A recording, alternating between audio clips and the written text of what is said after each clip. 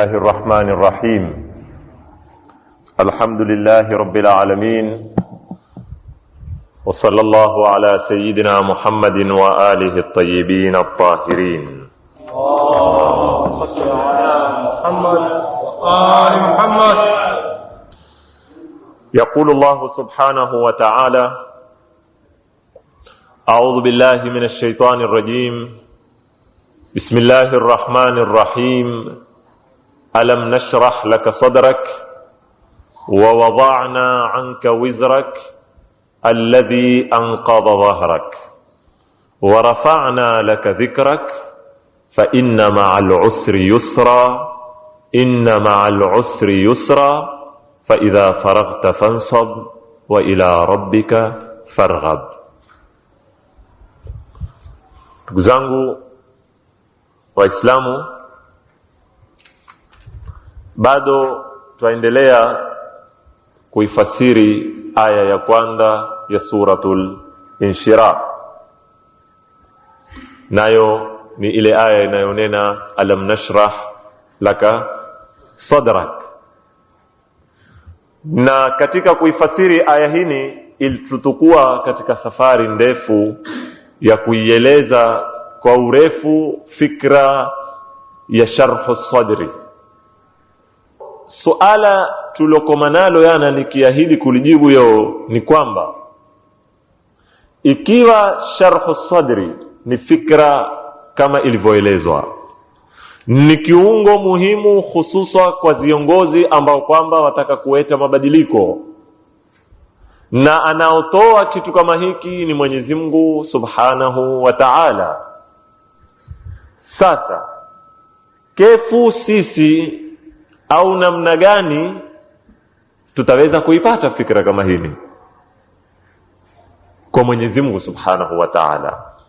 Kuna ndia gani ambazo kwamba tukizifuata ndio tutaweza kumfanya Mwenyezi Mungu Subhanahu wa Ta'ala atupe hiyo sharhu sadr? Hili ndio suala nilikomayana nikiahidi nitalijibu leo.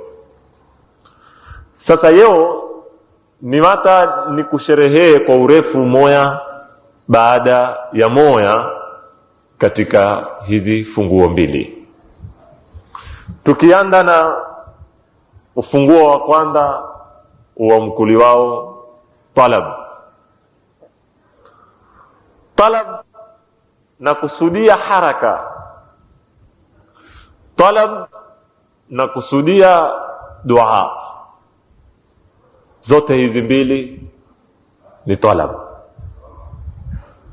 Kwa ibara nyingine, ule anayetaharak katika uwanda na akawa enda mbio kwa juhudi zake mbalimbali, akawa alingania watu kuwapeka kwa Mwenyezi Mungu Subhanahu wa Ta'ala, akawa ajaribu kutekeleza yale mambo ambayo kwamba Mwenyezi Mungu ataka yatekelezwe katika ardhi hii, akawa ajaribu kuangata ule mzigo ambao kwamba Mwenyezi Mungu ametufaradhia tuangate, wa kuamrisha mema na kukataza maovu.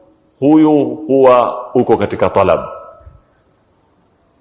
yani uko katika haraka. Baada ya hayo akawa atamuomba Mwenyezi Mungu Subhanahu wa Ta'ala, huku afanya, huku enda mbio, huku ajaribu kuondosha munkar, huku ajaribu kuleta mabadiliko, kuondosha ufisadi, na huku amuomba Mwenyezi Mungu Subhanahu wa Ta'ala, e Mola, nitilia na mimi taufiki katika kazi yangu hii. E Mola, nipa usaidizi wako kwa sababu kazi ni yako. Kwa hivyo anapoomba usaidizi kwa Mwenyezi Mungu, bila ya shaka Mwenyezi Mungu atamshika mkono wake na atamuongoza na atamuwafikia na atamsahilishia yale mazito, na atakuongezea nguvu zake yula nguvu zako chache uliojaribu kuzitoa. Sasa wakati unapotaharaki wewe na ukawa huku wa muomba Mwenyezi Mungu Subhanahu wa Ta'ala, pale ndio wewe uwa umeshika ufunguo mmoja katika funguo za nini, za sharh sadr. Ndio wamtaka Mwenyezi Mungu, kama Nabii Allah Musa huko ameinua maguu endao kupambana na nani, na Firaun, endao kupambana na Hamana, endao kupambana na wafisadi na madhalimu, huku yeye ataharak, sio amelala. Huku amwambia Mwenyezi Mungu, Rabbi shrah li sadri wa yassir li amri wahlul 'uqdatan min lisani yafqahu qawli, na Mwenyezi Mungu akampa. Kwa hivyo wewe ukiwa mwana harakati, ukiwa mwana mageuzi na waona wahitajia sharh sadri, ni ufanye utaharak, na huku ukimuomba Mwenyezi Mungu, lakini kwanza ukadimu kile chako kichache. Yeo jamaa, tukitaka kuyajadili mambo kilimwengu, yeo ukitaka kufanya mchango aina yoyote, huwezi kumwalika mgeni wa heshima ukianda kwenye sufur, au huko mchango sampuli hini. Huwezi yeo wewe una mchango umemwalika raisi, waziri au tajiri fulani au kiongozi yoyote, bado wewe huyatanganya peni. Hakuna sampuli hizi za michango zifanywa. Kwa hivyo na sisi wakati tukitaka mchango kwa Mwenyezi Mungu Subhanahu wa Ta'ala, ni makosa kuomba mchango tukiwa sisi ni sufur, hatuna chochote. Tunataka Mwenyezi Mungu ndio ayaze kila kitu. Hii ni kinyume cha mipango. Taona hiyo, wewe wahitajia milioni 10, utakwenda mbio. Hata kama ni 100,000 Sheikh, hata kama ni 50,000, hata kama ni 10,000, utagawanya kadi ili ule mgeni wa heshima akia aambiwe, bwana sisi tumeanza, tulionazo ni ngapi? Ni hizi 50, na wale walioko pale waongeze, yeye aveni wa mwisho atoe kile cha kuyaza. Kama ni milioni 1 inatakikana katika mchango, mwataka kufanya maendeleo yoyote, lazima nyinyi wenyewe mmeandalia hapokuwa 100,000, na baada ya 100,000 mkifanya mchango ikafika 300,000, 400,000, ndipo pale ule mgeni wa heshima sasa ayapo kwa kazi yake ni kuyaza kile kilichobakia. Hizi ndio nidhamu zinazofanya. Sasa sisi tunavyoamiliana na Mwenyezi Mungu Subhanahu wa Ta'ala, tuamiliana naye makosa. Na ndio mimi nikanena, wakati ukitaka kuleta mabadiliko, wakati ukiwa wewe wataka kuleta mwamko, wakati ikiwa wewe wataka kuondosha ufisadi, utajiona ni dhaifu kweli, umiliki sifa ya sharh sadri, lakini anda funguo wake ni unu. Fanya kwa zile shilingi 10 zako ulizonazo, kwa zile nguvu ulizonazo, kisha muombe Mwenyezi Mungu Subhanahu wa Ta'ala mchango wake. Lakini wakati Mwenyezi Mungu akiomba mchango, ni lazima kuwe kumetangulizwa kitu kimeanza kutolewa. Lakini ikiwa sisi tuketizie tu, tuangojea paka ile baruti ya kwanza iwashwe na Mwenyezi Mungu Subhanahu wa Ta'ala, hii ni kinyume cha nidhamu za Mwenyezi Mungu Subhanahu wa Ta'ala. Kwa hiyo lazima mwanzo tutoe kile kichache, na sisi hatuwezi kuleta mabadiliko, wala hakuna mwenye nguvu yoyote anaoweza kuleta mabadiliko ikiwa hakuna taufiki ya Mwenyezi Mungu Subhanahu wa Ta'ala. Na ndio ukaona katika zita za Badri jeshi lilikuwa kubwa, watu 300 wapambana na watu 1000. Kiidadi washindwa Waislamu, kiuda, kimaandalizi, kisilaha washindwa Waislamu. Wale wana farasi kadhaa hawana, wale wana panga kadhaa hawana, wale wana ngamia kadhaa. Zile ni hisabu za kijeshi. Yeo ukitaka kuhesabu ni kama wapambana na jeshi, wewe uko na zifaru 5, yeye uko na zifaru 100. Wewe uko na ndege 5, yeye uko na ndege 100. Ndivyo ilivyokuwa ile muadala ya kihisabu baina ya Mtume sallallahu alayhi wa sallam na Makureish. Lakini kama ni maambi yao kila siku, Mtume hakupanda yule jabali akawakusanya maswahaba akawaambia ndio tusomeni al-Badiri, Mwenyezi Mungu Subhanahu wa Ta'ala waangamize wote hawa. Yao Au ndoni tushike kitabu cha Nabahani tuwasomeni Nabahani na Taiba al-Asmai na suratul An'am kwa guu moja, Mwenyezi Mungu aiangamize. Na hakuna mwenye dua ya kutakabaliwa kama nani? Kama mtumi. Yoyote atakayokuidai una dua haifikii dua ya nani? Ya mtumi sallallahu alaihi wasallam. Lakini mtumi hakuketi kukasoma Nabahani wala kukasoma Al-Badiri wala suratul An'am kwa guu moja, bali Mwenyezi Mungu alimwambia rusha hicho ulichonacho. Ukirusha, ndio pale nikakwambia juzi Uhuru alipokuwa jawabu, mna laki ngapi? Tuna laki 4, kwa hivyo naye kaongeza laki 6. Ndivyo nidhamu ilivyo. Toa mchango wako mwanzo tuone umekusanya ngapi na sisi tukuongezee. Kwa hivyo mtume alirusha. Aliporusha Mwenyezi Mungu akatia nguvu zake, kile kilichorushwa kikavia. Ndio akamwambia wama ramaita idh ramaita walakinna Allah rama.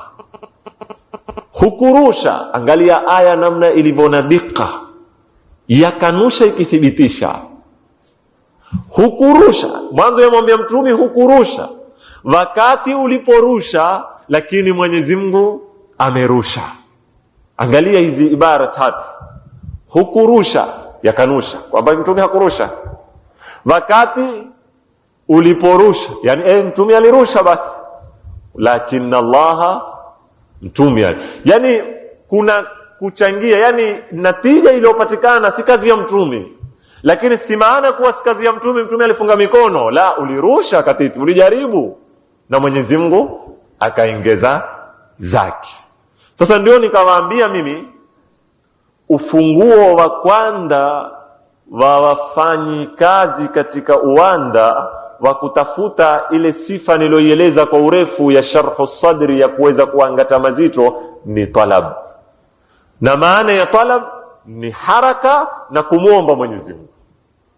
Sisi tutoe kile kinachomilikiwa, tuko watu 10, tunataka kufanya jambo hatuyaweza sisi kuweta miradi mikubwa, tuanzisheni kwa shilingi 10, kwa shilingi 20, tuweza kumsaidia fees kijana ya shilingi 500, pale ndipo sisi na huku tukimuomba Mwenyezi.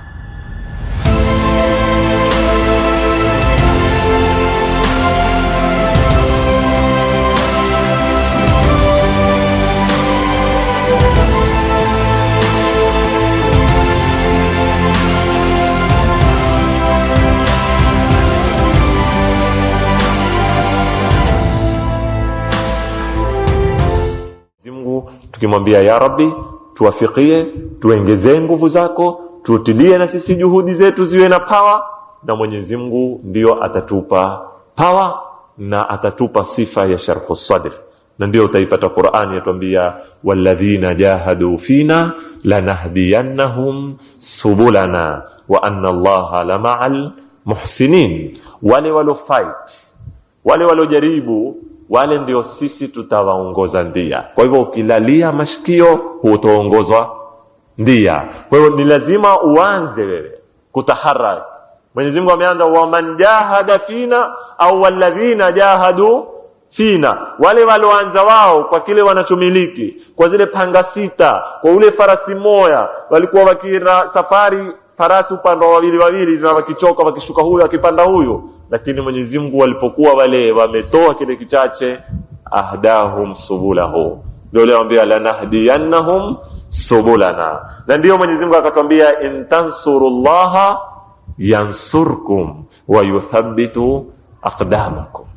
Mkimnusuru Mungu, si maana kumnusuru Mungu tutoke na jeshi tuende kumlinda Mungu atakakuvamiwa, la, ni maana tutoe kile kichache tulichonacho na sisi kukitumia fi sabilillah. Tusingoje kila kitu kufanyiwa na nani? Na Mwenyezi Mungu. Tutakapo kufanya hivyo, Mwenyezi Mungu atuambia yansurukumullah, naye Mwenyezi Mungu ndio atawapa nusra, atawapa ushindi, wa yuthabbitu aqdamakum, na ndio atawapa nyayo thabit, atawapa sifa ya kuvumilia. Si rahisi mtakuwa kutingisika wakati mkipambana na mazito. Kwa hivyo ndugu zangu Waislamu, wakati nikiuzungumza ufunguo wa kwanza kwa ina la talab, na maanisha haraka iliyotanganywa na dua, na maanisha kazi iliyotanganywa na kuomba msaada kwa Mungu. Kimoya bila cha pili haiendi. Kujitegemea si wenyewe peke yetu, hatuna nguvu ya kuleta mabadiliko, na kumtegemea Mungu peke yake ni kinyume cha sunanullah, cha nidhamu za Mwenyezi Mungu Subhanahu wa Ta'ala. Kwa hivyo ni lazima tutangamanishe juhudi zetu na dua kumuomba Mwenyezi Mungu Subhanahu wa Ta'ala ili Mwenyezi Mungu atuwafikie. Na ndio utaona yeo, ndugu zangu Waislamu, mtu akisikilia katika ile sifa ya sharhu sadr akaafikiwa na Mwenyezi Mungu kwenye haraka, aweza kupatikana na mateso makubwa na akayaona si chochote. Yeo wewe waweza kuwa uko pwani katika Kuva, ikabahatika ukapigwa na mwiwa wa samaki. Mwiwa wa samaki kama ule ukakufanya usiku kucha usifanye nini? Usilale, ukawa babaika.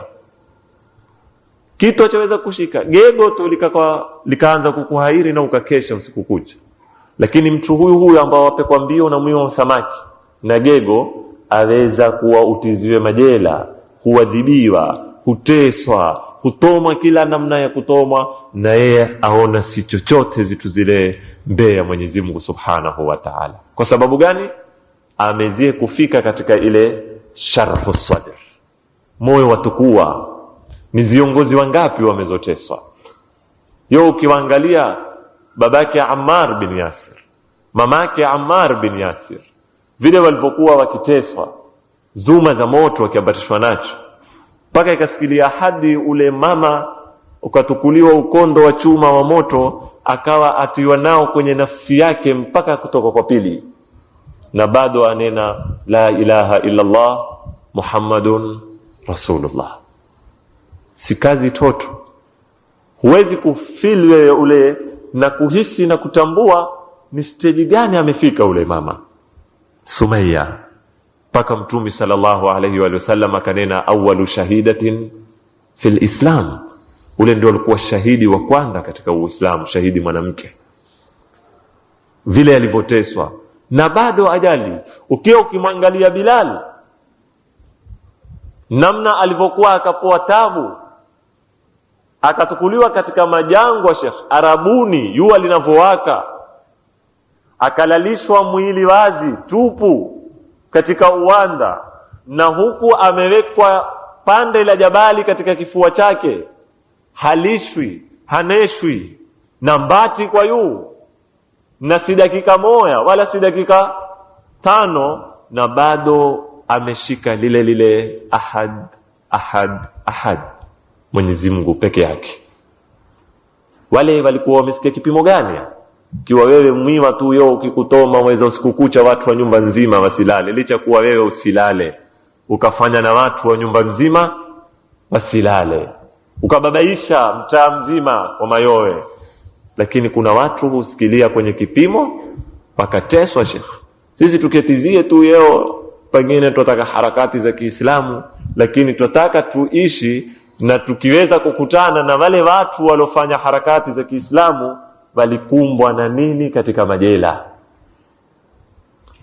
ni mambo gani yaliyowapata. Somani lau mwayu wa Kiarabu, patani kitabu cha Abdul Hamid Kishki akikuelezea siku zake na jela, wale watu namna walikuwa wakifanywa wanazuoni wa Ikhwanul Muslimina kule. Mtu ailiwa na chakula jela, ambiwa kula, anena mimi nafunga. Ndio wewe wafunga? Lazima ule. Sitaki mimi hufunga. Arudi polisi amfungua mdomo, amkojolea ndani ya mdomo wake, kwa kumhakikisha atamvundia ile saumu yake, amnosha mkoyo. Ukimwangalia mtu ni mwanachuoni Sheikh, kishki akwambia wengine walikuwa wana maradhi ya basili kule jela, walikuwa wakiwekwa na ndaa, wakietewa mkate umeketi siku 3-4, ukimpiga nao mtu waweza kumpasua kitwa, wakilazimishwa wa ule. Hanambia mtu mwenye basili awe amekula mkate hono, sasa ndo umwangalie ataka kwenda chooni. Sasa umwangalie vile anavyo tata, atakitoa namna gani choo kile. Kia utaona mambo tu ukisoma zitabu za wale wanaharakati wa Kiislamu, na mambo ambayo kwamba yalikuwa yakiwakumba katika majela, na namna walivyokuwa wakiteswa. Sayyidu Shahid Sayyid Muhammad Baqir Sadr amefika hadi aetewa ukhti yake amevuliwa nguo tupu, amwangalie mbele yake, awekwa mbele yake. Alipokuwa hataki kuangalia, amefunga mato, mwanachuoni mkubwa wamuonesha tupu ya ukhti yake, si mtoto, ni ukhti miaka karibu 30 na mwanamke mzima, aikewa mbele yake tupu kama siku alozaliwa katika majela. Na utawaona hawakurudi nyuma. Ile sharhu sadri walokuwa nayo na namna waloweza kuituma, ndio utaona Mwenyezi Mungu Subhanahu wa Ta'ala akawa amfundisha mtume, akitufundisha na sisi tukiwa tunataka kuweta mwamko, tunataka kuwa ni wana harakati, ni lazima tutumie zitu hizi ziwili zikiweko chini ya unwani moja ya talab, kama ufunguo wa sisi kupata sharhu sadri. Ni lazima tuwe na sharhu sadri. Tukitokuwa na fikra hii hatuwezi kufaulu. Lazima tuwe wavumilivu, wenye kutukua mazito. Tuweza tukateswa, tuweza tukapambana na mazito ya kilimwengu, lakini mu'min ni kama jabali. Jabali laweza likatetema na mu'min asiteteme. Ndio Mwenyezi Mungu akamwambia mtume, ha ayyuhal muzammil. Angalia mwongozo wa Mungu anavyotufundisha, akifundisha mtume, akitufundisha na sisi, amwambia ya ayyuhal muzammil qumil layla illa qalila nisfahu aw inqus minhu qalila aw zid alayhi warattilil qur'ana tartila inna sanulqi alayka qawlan thaqila inna nashi'atal layli hiya ashaddu wat'an wa aqwamu qila inna laka fin nahari sabhan tawila wadhkur isma rabbika watabattal ilayhi tabtila. Hizi aya jamaa zitukuzie mambo mawili peke yake za mfundisha mtume niloyaeleza mimi, haraka na dua. Ukiweza kukusanya vitu hizi viwili, ndio utafika katika masala ya sharh sadr. Taban dua, mimi nikitaya dua, akili zenu moja kwa moja huwa zimekwenda kwenye zile dua zetu, ambao mimi mara nyingi huwa nikizungumza na si lengo langu kukosoa, lakini sisi Waswahili twahitajia kuyewa upya kuhusu mafhumu ya dua katika Uislamu. Na sitaki kukosoa mtu wala kukosoa waliopita wala yaloandikwa, lakini twaifahamu makosa dua. Sikia hiyo mtu wala omba dua la amin, si dua hii, haina natija katika ruhu. Na ndio ile tutaomba dua, hakuna matozi yanayotoka kwenye dua. Na tumesikilia hadi lao tukamuona mtu huomba dua hulia, basi jamaa taanza kunywana ole ni ambo la ajabu. Yao ukamuona mtu ameingia msikitini ameigagaza mbele ya Mwenyezi Mungu asujudu, alia aomba toba, itakuwa show kwetu au nini? Nayo ni urongo bibi. Tutankuana na walioko nde, ngale jamaa yenu zibomu si zishishie ule, au wamesaga gomba yao limentukua. Shekhe, ule mtu alia mbele ya Mwenyezi Mungu Subhanahu wa Ta'ala. Hata kama ni mrongo, Mwenyezi Mungu amekwambia ilize, hata kama huwezi kulia ifanyishe hulia. Kwa hivyo hata kuifanyisha mbele ya Mwenyezi Mungu ni sunna. Au hakuna hadithi hizi za Mtume sallallahu alaihi wasallam? Mwenyezi Mungu ametuambia mtumi, fa in lam tabku fatabaku, mkiwa hamwezi kulia kihakika basi jilizeni, fanya haswa ilia, hata kama una kilio mbele ya Mwenyezi Mungu Subhanahu wa Ta'ala. Sasa Mwenyezi Mungu amwambia mtumi, qumi layla, inuka usiku, tumia usiku. Usiku ndio tumia kipande cha dua. So zitu ni ziwili, ni dua na nini na haraka.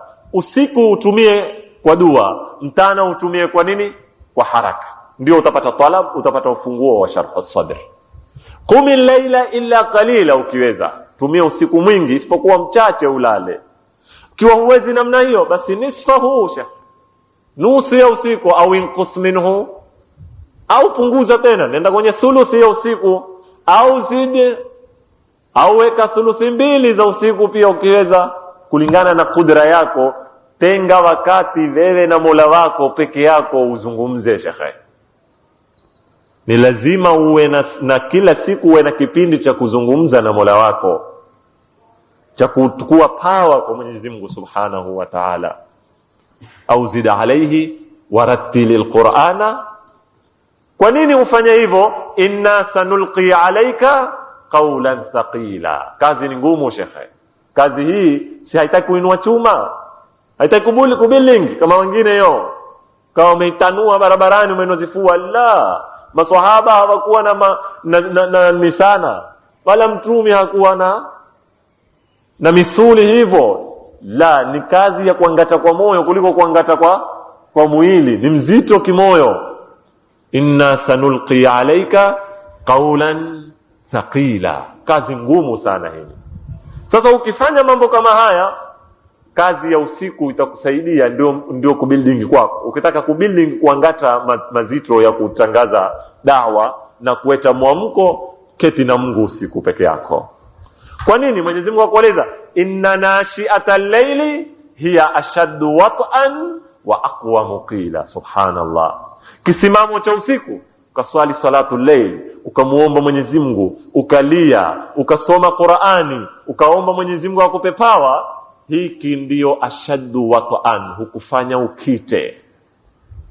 Kwa hiyo mtu alokita huwezi kumsuka kuliko mtu ambaye amesimama tu hakukita, ukimsukuma kwa chanda kimoja aweza kwenda. Lakini mtu ambao kwamba amekita katika ardhi, basi sharti uyunde. Sasa Mwenyezi Mungu akwambia nashi'atul layli ndio inaokupa ashaddu wat'an, mkito mgumu katika ardhi. Ukisimama umesimama, hutingisiki. Wa aqwamu qila, kisha hiyo nashi'atul layl ndio ambayo kwamba inaokupa ulimi bora wa kunena na watu, ndio inaojenga ufasaha, ndio ambayo kwamba inayoyafanya maneno yako yawe direct kutoka ulimi mpaka kwenye nyoyo za watu, ndio utaweza kuwaathiri watu ukiwa wewe utajiunda. Angalia Mwenyezi Mungu anapokupa mwongozo wa kutaka kuacha mwamko.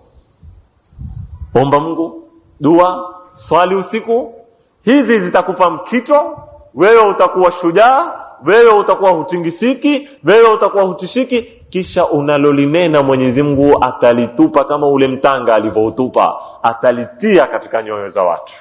Ndio leo, wama ramaita idh ramaita walakin Allah, itakuwa ya leo yanenayo mbele wa yanena, lakini Mungu ndio atakuwa yapeka kwenye nyoyo za watu.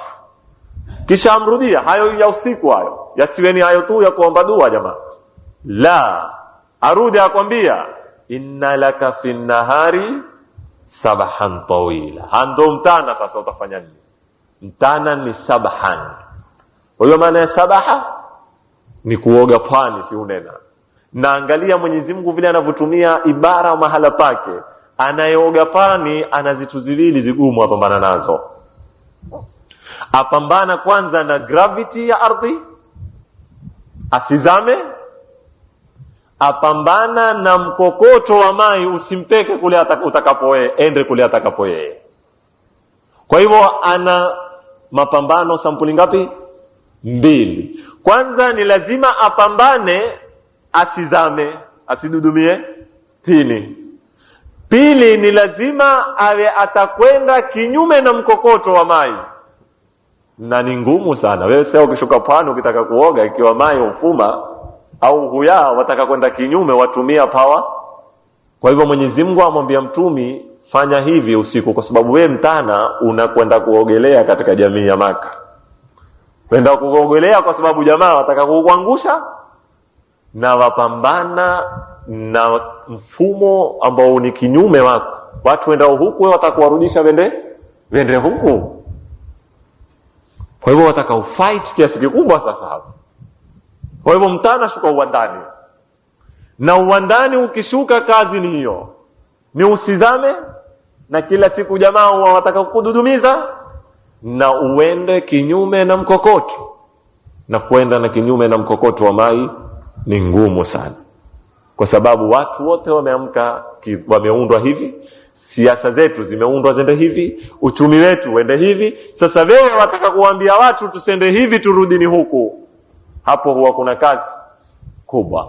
Ndio Mwenyezi Mungu amwambia, inna laka fin nahari sabahan tawila.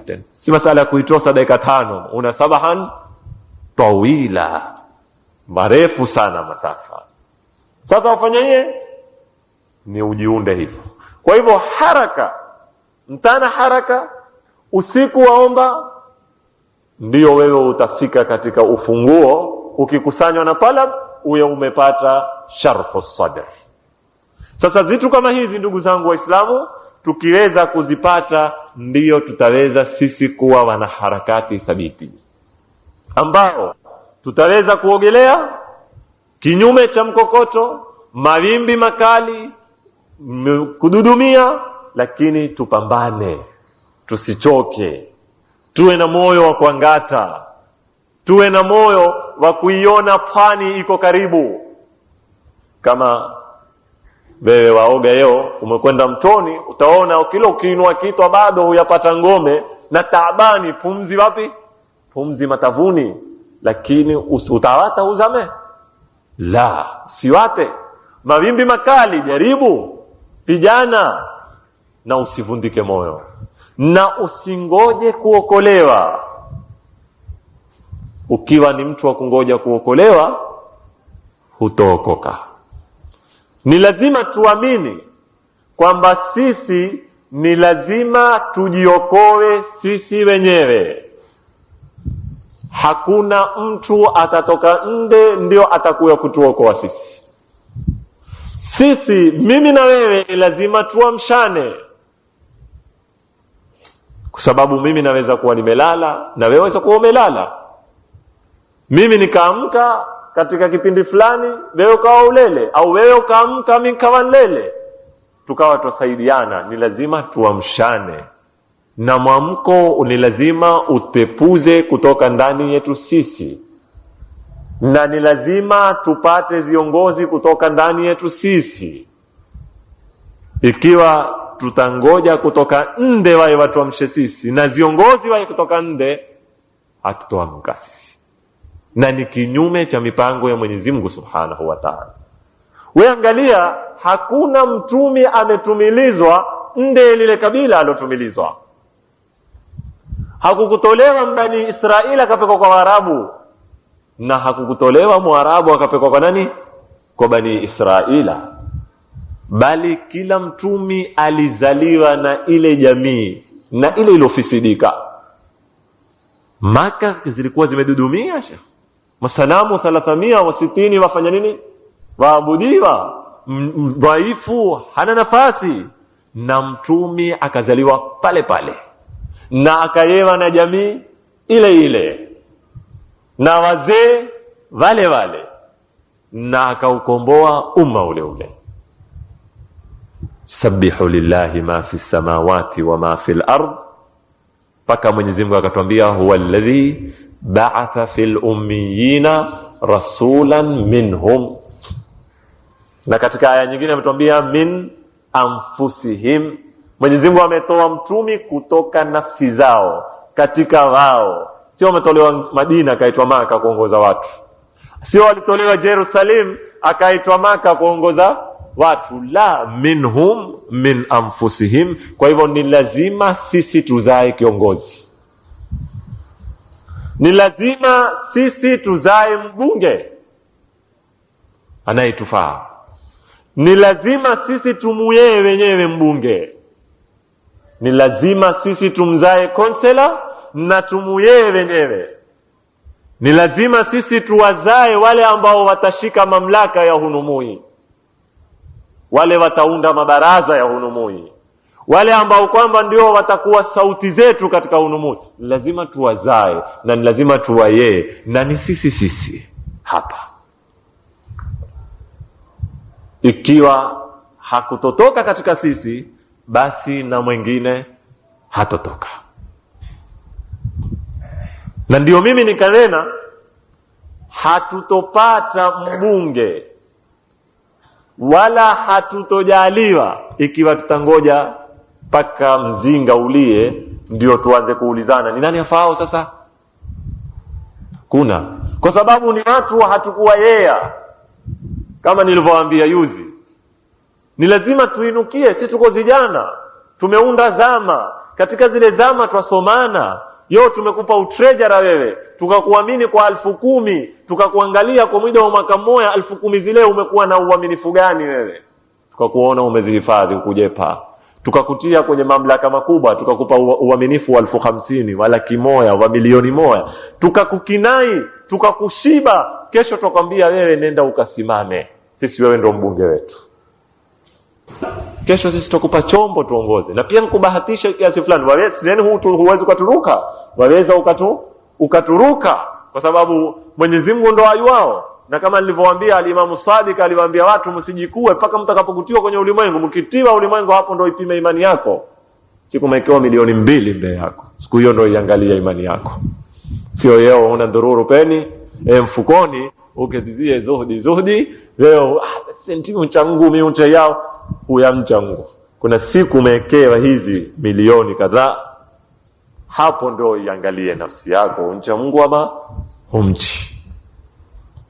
Ndugu zangu Waislamu, sasa tukirudi katika bwana Mtume sallallahu alaihi wasallam na Qur'ani, namna inavyotuambia sisi vipi tutatuma sifa ya sharhu sadr, tukisaidia na dua na haraka.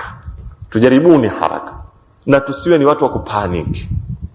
Usifeli ukakasirika, usifeli ukatupa. Dhiki gani hizi bwana, umma gani hunu? Hatutoendelea namna hili. Na si sifa ya uongozi. Lazima tuwe na sifa ya subra, kama nilivyowaambia yana. Mtume alikivumilia, Mtume alikitukanwa, Mtume alikipijwa na walomwamini kabla ya walomkanusha, lakini hakurudi nyuma. Na Mwenyezi Mungu amekwambia jisaidie na mambo kadhaa, kama katika Qur'ani ametuambia ista'inu bisabri wassalat. Ista'inu au aqimus salat, aqimis salata tarafay nahari wa zulafan. Simamisha swala, jipinde kuswali. Innal hasanati yudhhibna as-sayyi'at dhalika dhikran lidhakirin wasbir, subiri, jifundishe kusubiri. Na ujue kwamba ni lazima mutujwe, ni lazima muteswe. Hakuna maendeleo yatakuya kama nilivyowaambia kwenye tasa, kwenye trea mumepangiwa na asimini, muambiwe bwana maendeleo yenu ni haya. Hakuna katika history ya ulimwengu kutoka uumbwe mpaka leo umma wowote ulioweza kujikomboa, umma wowote ulioweza kujijengea maendeleo yake ukawa utaendelesha mambo kiwa uketizie kwenye mazulia, ikiwa uketizie usaga, ikiwa tuketizie tuongoje tutiliwe kwenye tasa tuetewe, tuamgoja moja tuetewe maendeleo. Hii hatutoweza kupata maendeleo. Na ndio mimi kila siku nikanena tubadilisheni chama, tubadilisheni mbunge. Ikiwa hatujaamua maendeleo tutabaki hivi hivi. Yoyote atakayekuya na chama chochote kitakachokuya, mabadiliko yatakuwa Kenya. Watu watapata maendeleo, watatoka kwenye yale wale ukiona si maendeleo. Lakini sisi je, tutabadilika kwetu? Na tumepitia mabadiliko mangapi Kenya? Sisi tumebadilika? Ni lazima tuamue kujibadilisha sisi. Inna Allaha la yughayyiru ma biqaumin hatta yughayyiru ma bi anfusihim. Mwenyezi Mungu haeti mabadiliko mpaka sisi wenyewe tujibadilishe nafsi zetu. Am hasibtum an tadkhulul janna walamma ya'lamillahu alladhina jahadu minkum wa ya'lamu as-sabirin. Mwafikiri nyinyi mtaingia peponi kabla ya Mwenyezi Mungu hayawayua wale wenye kupigana jihadi katika nyinyi na wale wenye kusubiri? Hisabu zenu ziko nyinyi au yao mna pepo?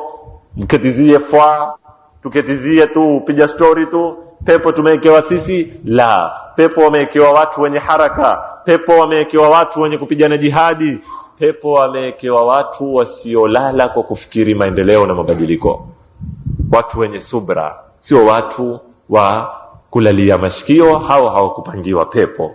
Ndugu zangu Waislamu, mpaka hapa itakuwa nimebahatikiwa kwa wakati wa leo kueleza ufunguo wa kwanza tukitaka kupata sifa ya nini? Ya sharhu sadr. Nikitumai kwa Mwenyezi Mungu Subhanahu wa Ta'ala ataniafikia na akinibakisha hai na uzima, kesho niwaelezee ufunguo wa pili, kisha turudi kuimaliza aya yetu tunayoifasiri alam nashrah laka sadrak wa wada'na anka wizrak. Wassalamu alaikum wa rahmatullahi ta'ala wa barakatuh.